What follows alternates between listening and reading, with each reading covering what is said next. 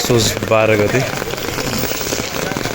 2081 यो दसैँको अगाडिको पानीले चाहिँ सबैतिर बिजोग बनाएको जस्तो छ। यहाँ यस्तो स्थिति छ भने अरू खोलाको झन् के स्थिति होला।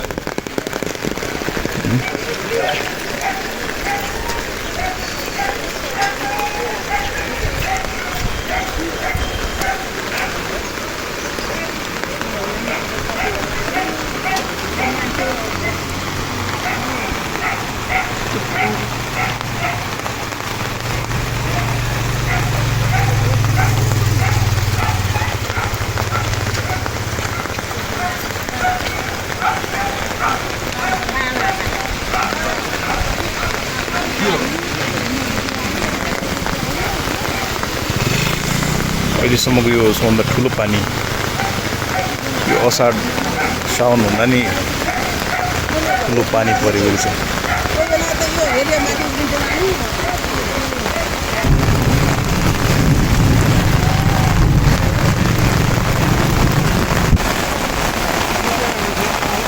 गोदावरी खोलाको यो हालत छ।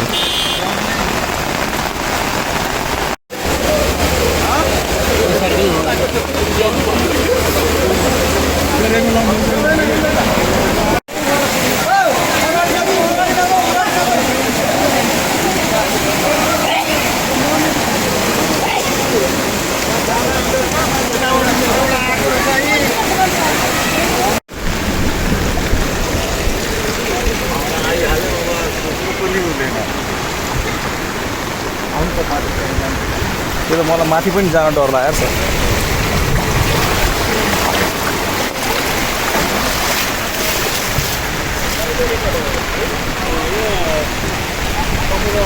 यो अहिलेसम्मको सबभन्दा ठुलो पानी हो यो।